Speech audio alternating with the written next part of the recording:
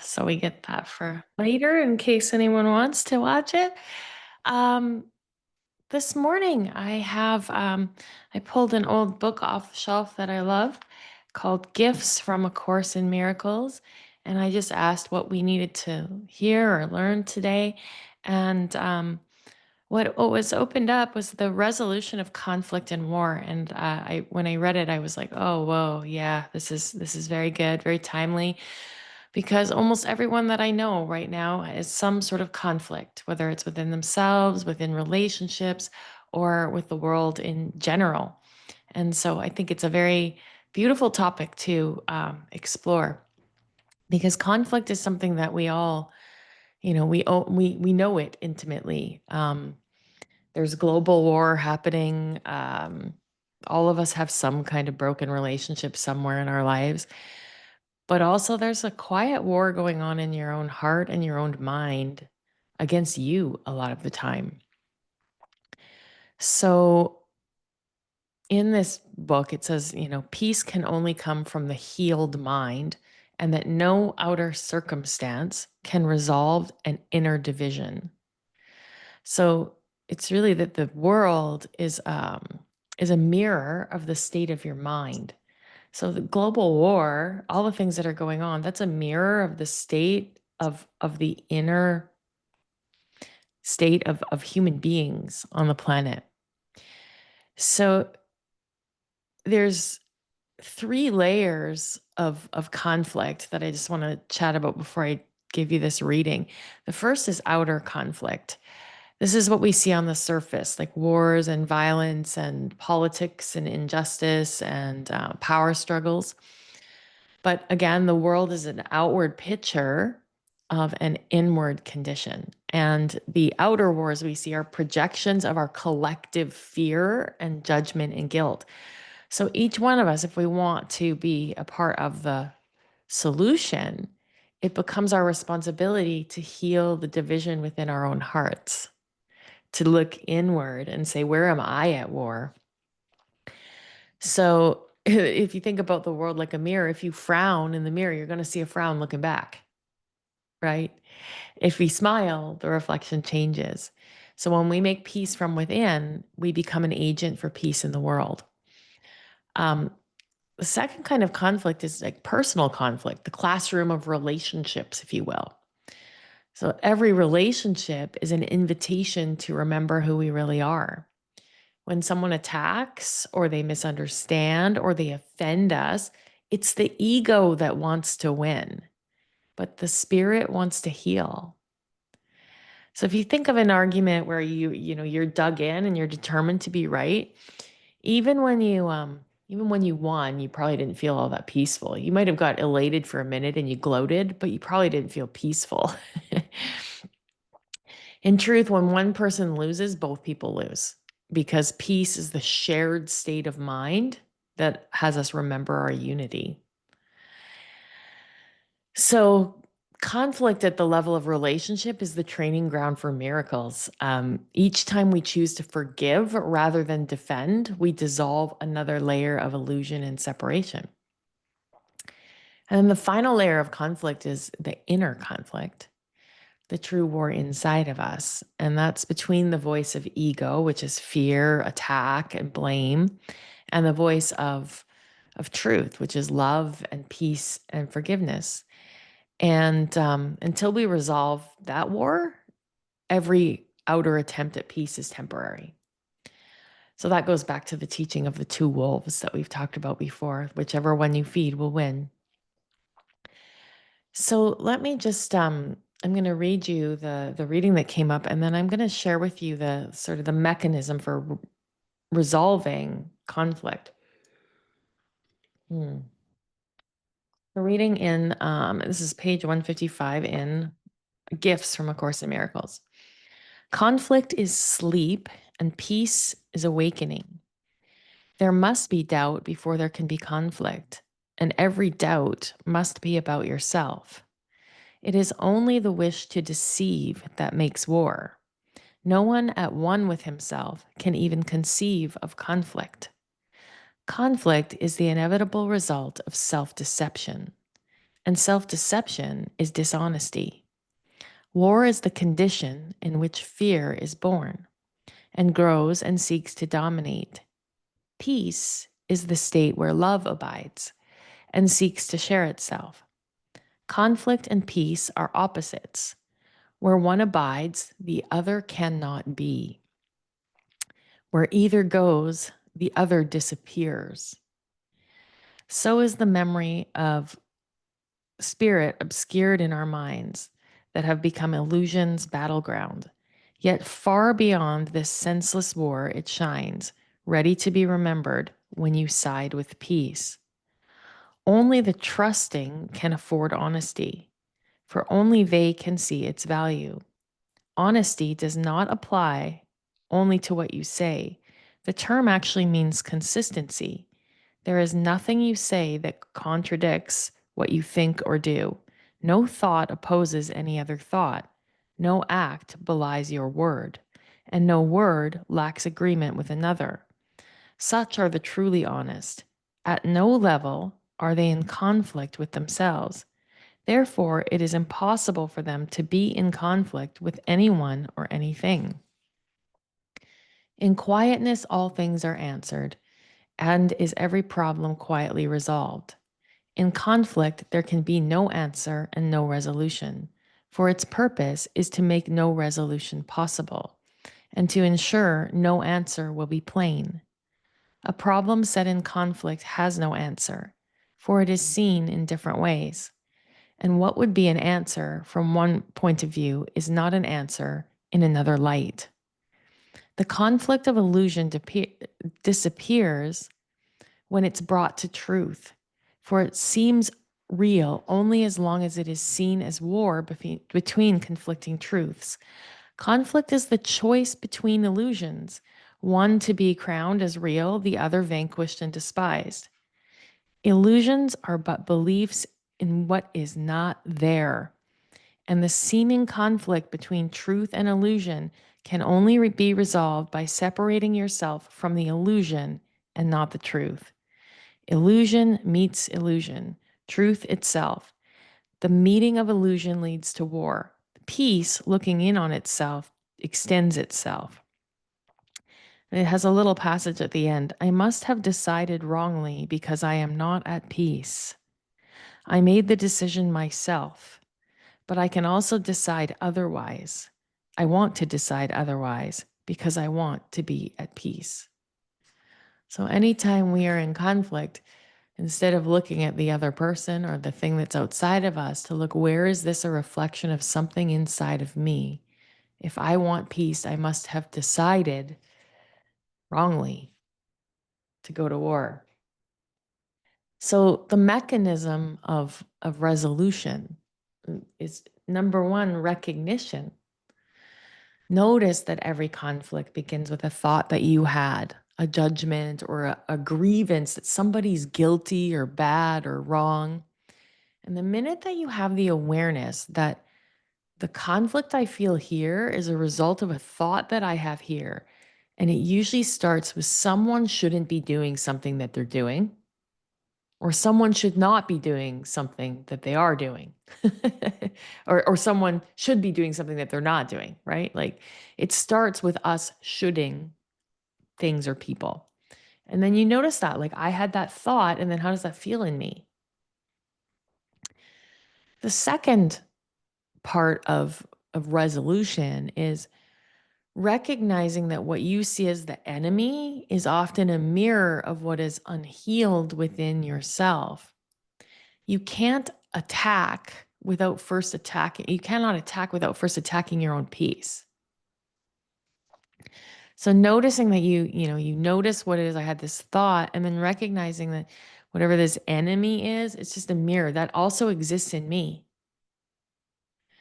And I find a really beautiful way to recognize projection or to solidify like the idea of projection in my mind is to add the term just like me after I make any kind of judgment that puts me at conflict with someone else, like that person's dishonest or that person's a jerk or that person's this, and I say just like me.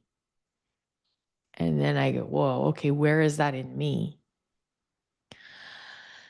So recognize the thought, do it just like me. So you know it's just projection. And then forgiveness.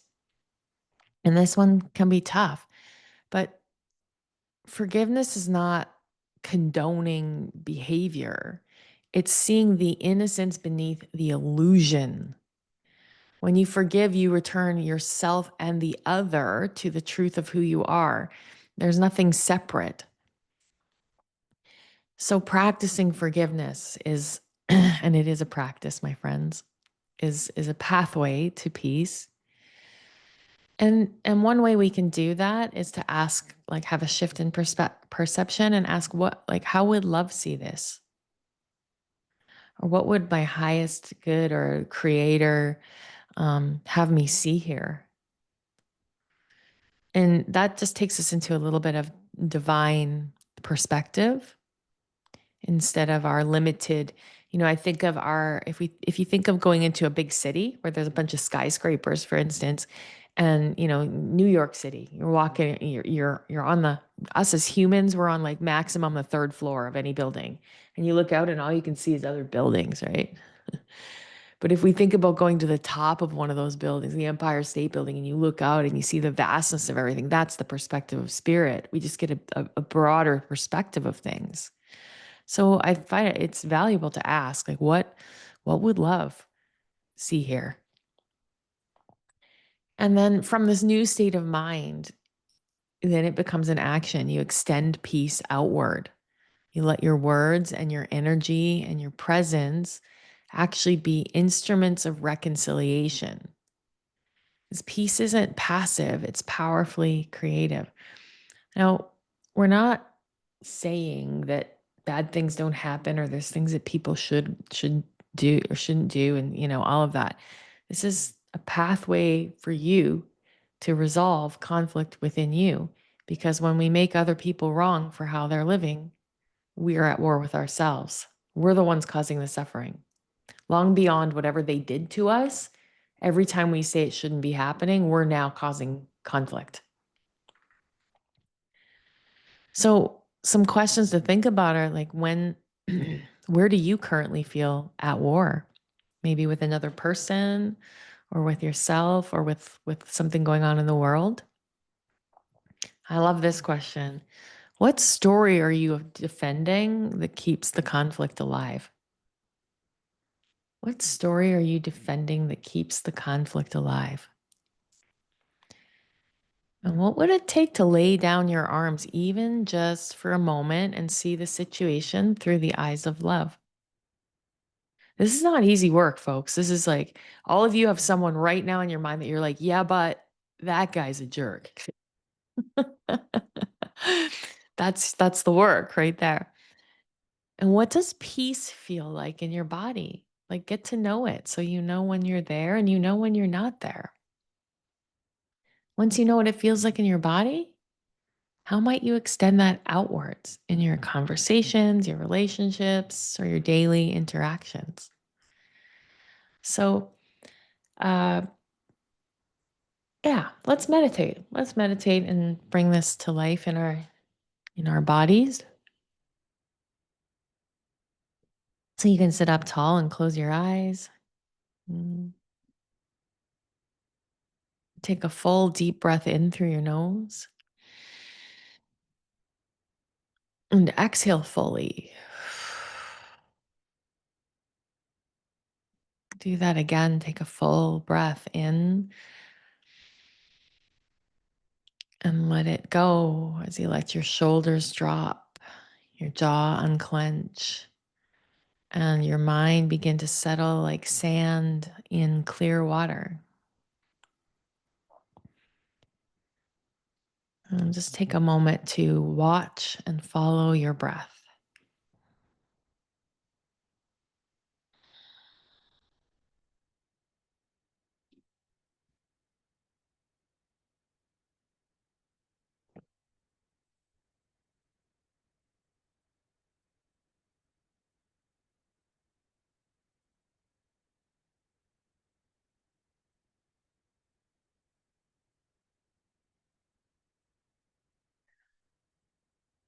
Notice the container of your body and any sensations within it. Allow whatever's here to be.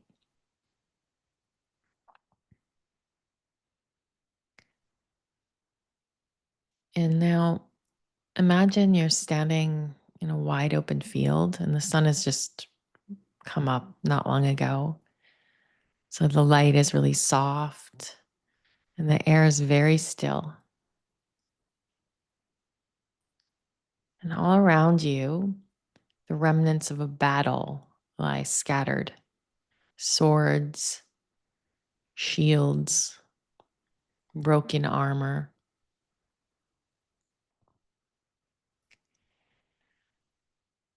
These pieces represent every place in your life where you've been at war with yourself, with others, with the world. Perhaps it's a grudge you've been holding, a judgment you can't quite release, or a conflict that keeps looping in your thoughts.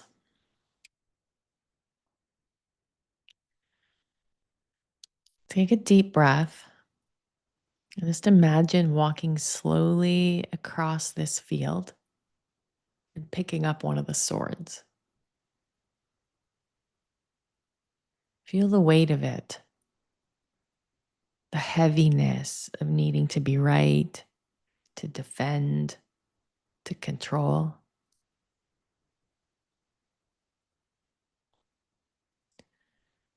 And now imagine setting it down. Lay it gently on the earth before you. And as you do, just whisper inwardly, I no longer need to fight to be safe. I'm safe in love. And one by one, you lay down the rest of the burden, the sword of blame, the shield of defense, the armor of pride. And with each piece you release, your body grows lighter. Your heart expands, and you begin to feel the earth beneath your feet, solid, peaceful, holding you.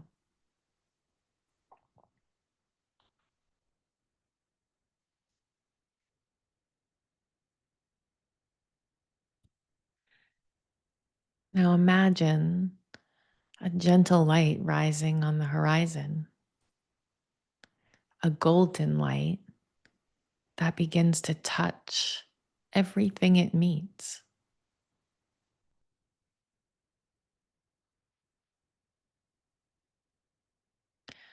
It touches the ground, the remnants of battle, your hands, your face, your heart. This light represents spirit, the truth within you that knows only peace. Just let that light pour into your heart.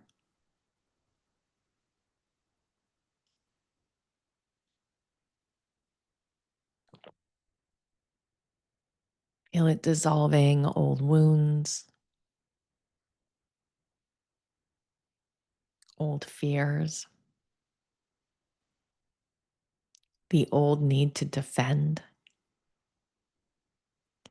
Breathe the light in.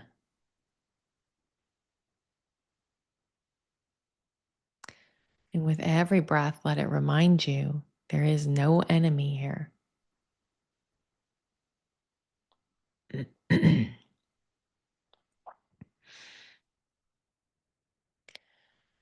Now, imagine looking up across the field and you see someone you've struggled with, a person, a memory, perhaps it's even part of yourself. And you notice they are also laying down their weapon.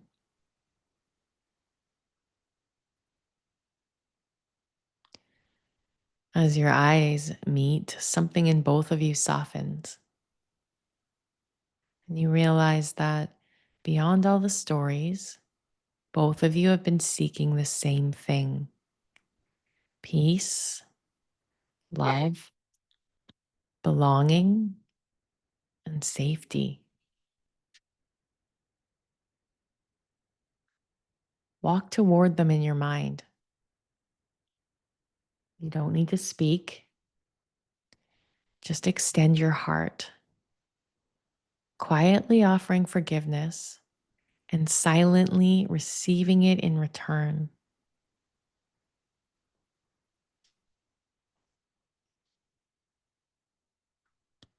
Let yourself rest in this wordless peace. No sides, no stories, no battles, just peace.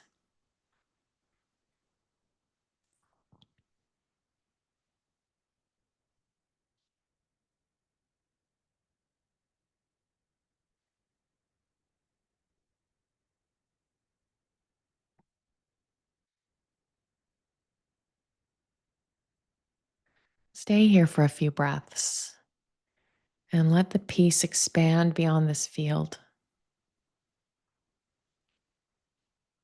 into your relationships, into your home, into the world.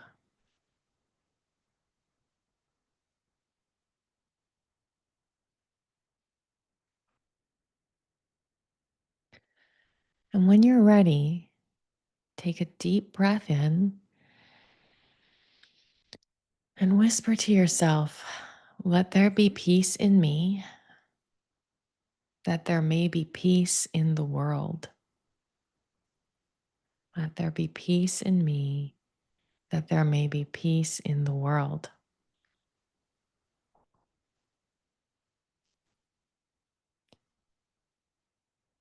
Slowly return your awareness to your breath, to your body, to the room, carrying this stillness with you.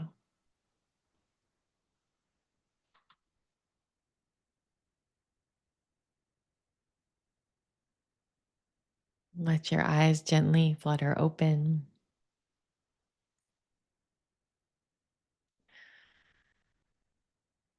We're reminded that peace isn't something that we make, it's something we remember. And every time we choose understanding over judgment, we disarm the ego. Every time we forgive, we dissolve a piece of the illusion of war. And every time we return to love, we take one step closer to the healed mind that knows that there was never anything to fight against. And we have to remember that peace is stronger than war because it heals. Well, that's what I have for you today. I think anytime we talk about conflict, and you know, we could talk about it all day, every day, and still be at conflict in our lives, because this is our work to return to peace. So I hope that this reminder sparks something in you today, that maybe you lay down a sword or two, a shield or two, and can walk a little more open-heartedly through your world today. And I'm so happy and grateful to be able to share this teaching with you this morning. And I'd love to open it up for any of you who want to share. Does anyone have? Leanne, yeah, great. Thanks for always sharing. Well, actually, I do want to share, and I also want to get the second question for the second inquiry question. Um, So the first one Hang on was, one what story are second. you Oh, defending? there we go. I didn't have you on my speaker, Leanne. Sorry. Can you hear me now? Yes, I can. Yeah. Okay.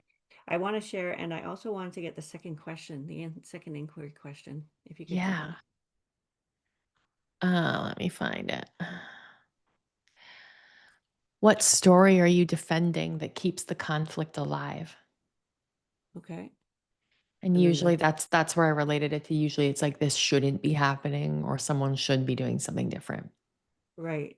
And what was the one after that?